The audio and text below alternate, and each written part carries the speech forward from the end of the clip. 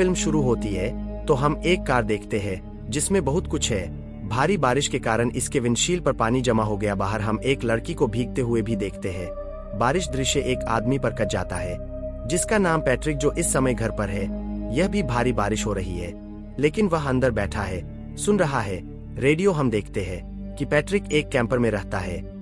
एक वैन जिसे वह घर की तरह इस्तेमाल करता है। अचानक कोई उसके दरवाजे पर दस्तक देता है। यह सुनकर पैट्रिक चिल्लाता है, जो भी बाहर है वह चला जाए क्योंकि मेरा दरवाजा खोलने का कोई इरादा नहीं है। आदमी चला जाता है और पैट्रिक वापस आकर एक कुर्सी पर बैठ जाता है। कुर्सी पर लेकिन एक क्षण बाद कोई दस्तक देता है। फिर से इस बार एक लड़की की आवाज कहती है, मुझे मदद चाहिए, और वह उसे जल्दी से दरवाजा खोलने के लिए कहता है। यह सुनकर पैट्रिक दरवाजे के पास जाता है। उसे खोलकर थोड़ा सा वह उससे पूछता है कि उसे क्या चाहिए। लड़की कहती है कि बाहर भारी बारिश हो रही है और उसे आगे एक शहर जाना है। क्या वह उसे लिफ्ट दे सकता है ताकि वह वहां सुरक्षित पहुंच सकती है। पैट्रिक उसे बताता है कि वह बहुत गीला हो रहा है, इसलिए उसे अंदर जाना चाहिए। जब वह अंदर आती है, पैट्रिक उसे देखकर हैरान हो जाता है क्योंकि क्या उसने उसे पहले कहीं देखा है। पैट्रिक पूछता है, उसे पूछा बहुत देर हो गई है तो तुम कहाँ जा रहे हो रात के इस समय। लड़की उसे बताती है कि वह बस अगले शहर जाना है। पैट्रिक तो यहाँ तक लाता है। उसे तौलिया दिया लेकिन लड़की ने मना कर दिया और कहा, मैं नहीं चाहती मुझे तौलिया चाहिए, मैं बस मुझे वही छोड़ देता हूँ जहाँ मैं जाना चाहता हूँ। पैट्रिक उसे बताता है वैन खराब हो गई है, बहुत देर से यह चल नहीं रहा है, इसलिए मैं इसे छोड़ नहीं सकता। तुम्हें शहर छोड़ दूंगा, कल एक बस चलेगी सुबह ताकि वह उस बस से जा सके, तो आप रात यही बिताओ और कल चले जाओ सुबह। वह उसे यह भी बताता है कि बच्चे यह शहर अक्सर उसे चिढ़ाता है। वे दरवाजा खटखटाते हैं, दरवाजा खोलो और चले जाओ। इसीलिए जब तुम पहली बार दरवाजा खटखटाया मैंने तुम्हें जाने को कहा क्योंकि मैंने सोचा कि शायद कोई बच्चा वहां सिर्फ इसलिए आया होगा मजा। फिर वह कहता है, तुम इतनी गीली हो तो क्यों नहीं तुम अपनी कमीज उतारो और मुझे दे दो ताकि इसे हीटर के पास रखो और सुखाओ। वह कहता है और उसके सामने खड़ा हो जाता है मानो वह कोशिश कर रहा हो उसे ऐसा करने के लिए मजबूर करो। लड़की डर जाती है लेकिन फिर भी वह उसे अपनी कमीज दे देती है और पैट्रिक उसे हीटर के पास दरवाजे पर टांग देता है ताकि वह सूख जाए। पैट्रिक फिर लड़की से पूछता है, लगता है वह यहाँ की नहीं है, तो वह कहाँ से है, उसका उद्देश्य क्या है, वह कहाँ जा रही है। लड़की बताती है कि वह समुद्र तट पर सो रही थी लेकिन बारिश ने उसे जगा दिया, इसलिए वह मदद मांगने यहाँ आई थी। पैट्रिक यह सुनकर चौंक जाता है क्योंकि समुद्र तट बहुत दूर है और अगर वह समुद्र तट से यहाँ तक दौड़कर आती तो उसे कई मील की यात्रा करनी पड़ती। यह असंभव था, इसलिए वह समझ जाता है कि लड़की झूठ बोल रही है। लेकिन जब वह उसके पैरों को देखता है तो उसे उन पर समुद्र तट की मिट्टी दिखाई देती है जिससे वह भ्रमित हो जाता है। फिर पैट्रिक उसे एक पे देता है लेकिन वह मना कर देती है। वह उसका फोन मांगती है ताकि वह कॉल कर सके। पैट्रिक कहता है कि यहाँ कोई फोन नहीं है। फिर वह अपनी जेब से कुछ सिक्के निकालता है और उन्हें उसके सामने मेज पर रख देता है और उसे बताता है कि थोड़ा आगे एक फोन बूथ है जहाँ वह कॉल कर सकती है। लेकिन क्योंकि बहुत रात हो चुकी थी, फोन बूथ बंद होना चाहिए, यही कारण है कि उसे खर्च करना पड़ा। रात यही बिताई। वह आगे कहता है, लेकिन मेरे पास चाबी है फोन बूथ, अगर वह चाहे तो वह वहां जा सकता है। लेकिन लड़की मना कर देती है और चलने लगती है दूर। लेकिन जब वह एक तेज तूफान देखती है, बाहर शराब पक रही है, वह रुकने की योजना बना रही है। वह देखती है पैट्रिक की ट्रॉली में कई लड़कियों का सामान जिसे उसे लगता है कि वे शायद उसके है पत्नी। पैट्रिक फिर सुझाव देता है, आप क्यों नहीं ले जाते एक गर्म स्नान ताकि वह साफ हो सके और उसकी शर्ट सूखा। वह यह कहता है और उसके सामने खड़ा हो जाता है, फिर से मानो उसे ऐसा करने के लिए मजबूर किया जा रहा हो। लड़की घबरा जाती है और अनिच्छा से बाथरूम में जाता है। तभी हमने देखा कि कुछ गुजर रहा है। वैन के ऊपर एक तेज आवाज ने लड़की को और भी ज्यादा घायल कर दिया। पैट्रिक को आश्चर्य हुआ कि लड़की को यह सब कैसे हुआ इतनी रात को। वहां उसने बताया कि वह समुद्र तट, लेकिन समुद्र तट बहुत दूर है। वह लड़की को कहीं देखा है लेकिन वह नहीं कर सकती। याद है कहा, लड़की भी सोचती है। वह रखता है आकर मेरे सामने खड़ा हो गया जो उसे थोड़ा डर लगता है और उसे लगता है उसके साथ जरूर कुछ गड़बड़ है। अब दोनों को एक दूसरे पर शक है। वे कुछ अजीब सा महसूस हो रहा है। लड़की बाथरूम में नहा रही है, बहुत सारे उसके सिर से खून बहने लगता है। लेकिन फिर वह होश में आता है और सोचता है कि यह हो सकता है मतिभ्रम, यानी उसने एक विचार देखा कि यह सिर्फ उसके मन में था, वास्तविकता से असंबंधित। जब वह स्नान से बाहर आती है, वह पैट्रिक को देखती है, उसके लिए सूप बना रही हूँ। पैट्रिक उसे एक स्वेटर देता है। लड़की पूछती है, यह स्वेटर किसका वह जवाब देता है, यह मेरे दोस्त का है, और लड़की पैट्रिक तुरंत उसे पहन लेता है। फिर पूछता है, क्या क्या तुमने शादी कर ली है? यह सुनकर लड़की आगंतुक कहते हैं, अपना ठीक से ख्याल भी नहीं रख पाता मैं, अपने पति का ख्याल कैसे रखूंगी, इसलिए मैं अभी तक शादी नहीं हुई है। शहर से शहर जाता रहता हूँ, शहर में मैं खुद को ऐसी परिस्थितियों में डाल रहा हूँ जो बहुत ही बचना मुश्किल है। जैसे मैं यहाँ फंस गया हूँ और यह बाहर निकलना बहुत मुश्किल है। फिर लड़की पैट्रिक से पूछती है। पैट्रिक उसे बताता है कि वह रात के 2 बजे तक क्यों जाग रहा था, कि वह इतना अकेला है कि उसे नींद नहीं आ रही है। फिर पैट्रिक उसे सूप पीने के लिए देता है, लेकिन वह मना कर देती है क्योंकि उसे उस पर जरा भी भरोसा नहीं है। अचानक दरवाजे पर दस्तक होती है, जिससे पैट्रिक डर जाता है।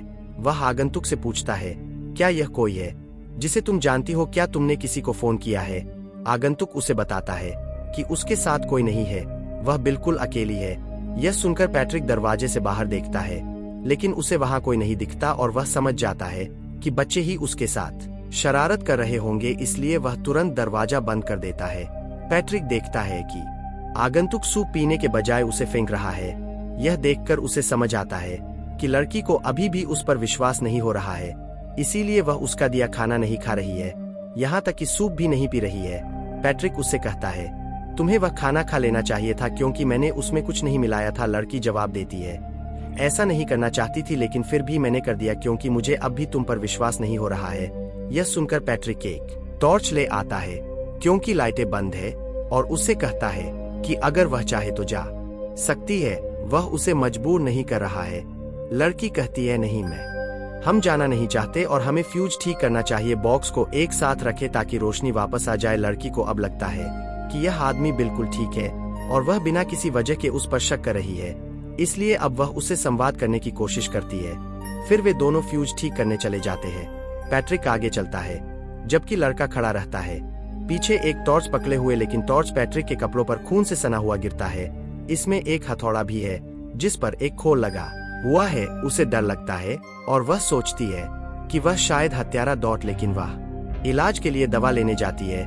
उसकी पीठ पर चोट लगी है। जब वह देखती है दवा के डिब्बे में उसे बड़ी संख्या में दवाइयां मिलती है, उनमें से एक में उनकी पत्नी की बालियां भी शामिल थी। वह हैरान और भ्रमित है कि क्या हो रहा है। वह तुरंत बाहर आती है और पैट्रिक से भिड़ती है और पूछती है कि उसने उसे क्यों चुराया झुमके। यह सुनकर पैट्रिक जवाब देता है, मैं तुम्हें पहली बार देख रहा हूँ, इसलिए यह असंभव है। तुम्हारे झुमके चुरा लिए उनमें से कोई भी नहीं हो सकता। वह कहती है, वैन का दरवाजा खोलो ताकि मैं जा सकूं। पैट्रिक कहता है कि दरवाजा पहले से ही खुला है, अगर तुम जाना चाहती हो तो तुरंत चली जाओ। वह कहता है, तुम खुद यहाँ मदद मांगने आई थी और मैंने तुम्हारी मदद की थी, लेकिन अब तुम ऐसा क्यों व्यवहार कर रही हो जैसे मैं गलत हूँ? लोग मेरे पास मदद मांगने क्यों आते हैं और बाद में मुझे ही दोषी ठहराते हैं? बेहतर है कि तुम मेरे पास बिल्कुल ना आओ, क्योंकि अगर वे मेरे पास नहीं आएंगे तुम किसी की मदद नहीं करूंगा। जब लड़की दरवाजा खोलती है तो वह बाहर एक भयंकर तूफान उठता हुआ देखती है, इसलिए वह रुकने का फैसला करती है। वह पैट्रिक से माफी मांगती है, मुझे माफ कर दो, मुझे अफसोस है कि मैंने तुम्हारे साथ ऐसा व्यवहार किया, तुम्हें ऐसा नहीं करना चाहिए था। पैट्रिक ने उसे माफ कर दिया और उसके साथ ताश खेलने लगा। उसने कहा, मैं शादीशुदा था, लेकिन मेरी पत्नी ड्रग्स लेती थी। एक दिन उसने ओवरडोज ले लिया और मर गई। उसने आगे कहा, अपनी पत्नी से पहली बार एक पेट्रोल पंप पर मिला था। उसने मदद मांगी क्योंकि उसे भूख लगी थी, तो मैंने उसके लिए चिप्स का एक पैकेट लाकर दिया। वही हमें पहली बार प्यार हुआ और हमने शादी कर ली। यह सुनकर लड़की ने उसकी बात मान ली और इस बार उसने एक ड्रिंक पी ली। बस तभी पैट्रिक ने बाहर से एक कार की आवाज सुनी। जब वह यह देखने के लिए बाहर गया कि वह किसकी कार है, तो लड़की तुरंत उठकर अपने बेडरूम में चली गई, क्योंकि उसने फोन की वाइब्रेशन सुनी और सोचा कि शायद वहाँ कोई फोन होगा। जब वह वहां गया और पर्दा हटाया तो उसे एक लड़की का शव पड़ा देखकर सदमा लगा, जिसके हाथ में चिप्स का एक पैकेट था। लड़की डर गई और उसे यकीन हो गया कि पैट्रिक वाकई एक हत्यारा है। वह इस लड़की से पेट्रोल पंप पर मिला होगा, उसके लिए चिप्स खरीदे होंगे, फिर किसी बहाने से उसे यहाँ लाकर मार डाला। यह वही लड़की है जिसकी कहानी वह अभी बता रहा था, लेकिन वह झूठ बोल रहा था, कह रहा था कि वह उसकी पत्नी है। लड़की यह देखकर डर गई और तुरंत भागने का फैसला कर लिया, लेकिन जैसे ही वह मुड़ी, पैट्रिक उसके सामने खड़ा था, जिसने तुरंत उस पर हमला कर दिया और उसे बांध दिया। उसने कहा, लड़ो मत, लड़ने की कोशिश मत करो, क्योंकि यह बेकार होगा। मैंने पहली लड़की को ड्रग्स देकर मार डाला था। यह एक ऐसी दवा है जो शरीर में पानी की कमी कर देती है, जिससे गला सूज जाता है और मृत्यु हो जाती है। तुम भी ऐसे ही मरोगी, क्योंकि मैंने तुम्हारे ड्रिंक में भी वही नशीला पदार्थ मिलाया है। यही हुआ, लड़की को अजीब सा महसूस होने लगा और उसका गला सूज गया, जिससे कुछ ही देर बाद उसकी मौत हो गई। लेकिन अब एक ऐसा मोड़ आता है जो आपको हैरान कर देगा। हाँ, यह सच है कि पैट्रिक एक सीरियल किलर है। वह लड़की उसकी पत्नी नहीं थी, लेकिन वह उसे चिप्स का लालच देकर अपनी बातों में फुसलाकर यहाँ लाया था ताकि वह उसे एक दर्दनाक मौत दे सके, क्योंकि यही उसका काम था और उसे इसमें मजा आता था। वह उसकी शिकार थी, एक दरिंदा जिसे वह अपनी पत्नी कहता था। और यह लड़की जो पैट्रिक के पास मदद के लिए आई थी, एक मेहमान, यह वही लड़की थी जिसे हमने शुरुआत में बारिश में भीगते हुए देखा था। पैट्रिक उस समय कार में बैठा था और उसे वह पसंद आ गई थी और वह उसे अपना शिकार बनाने की योजना बना रहा था। इसलिए उसे ऐसा लग रहा था जैसे उसने उसे पहले कहीं देखा हो। उस समय पैट्रिक इतना जवान नहीं था और अब वह बूढ़ा हो गया है।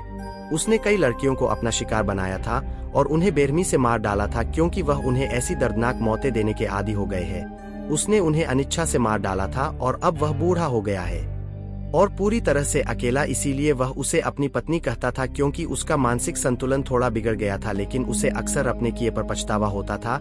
और यहाँ एक और भी बड़ा राज है जो मैं आपको बताता हूँ, जो आपको चौंका देगा। वो ये कि अब तक कहानी में हमने जो कुछ भी देखा है वो पैट्रिक के दिमाग में चल रहा एक विचार मात्र था। उसका दिमाग इतना बिगड़ गया था कि वो अपने शिकारों को उनकी हत्या करते हुए देख सकता था। हालांकि ये बहुत पहले हुआ था। ये दृश्य अक्सर उसके अलग अलग शिकारों के होते थे, उन लड़कियों के जिन्हें उसने अपनी जवानी से मारा था। और इन सब बातों से उसे शर्मिंदगी महसूस होती थी। कुछ लड़कियों के विचार मतिभ्रम बन जाते थे। वो ऐसी चीजें भी देख सकता था जो उसने उनके साथ नहीं की थीं। अपनी मानसिक स्थिति के कारण ही उसने कहानियां गढ़ी थीं। जैसे ही उसने एक लड़की को देखा जब वो मदद के लिए उसके पास आई, पैट्रिक ने उसे हथौड़े से मार डाला। यही वजह है कि नहाते समय उसे खून दिखाई दिया। उस लड़की के साथ उसका बाकी समय सिर्फ पैट्रिक का मतिभ्रम था और उसने हर उस लड़की का सामान रखा जिसे उसने मारा था। अब उन सभी की आत्माएं लड़कियां आती है और पैट्रिक को वही दवा लेने के लिए मजबूर करती है जो वह बिना सोचे समझे ले लेता है।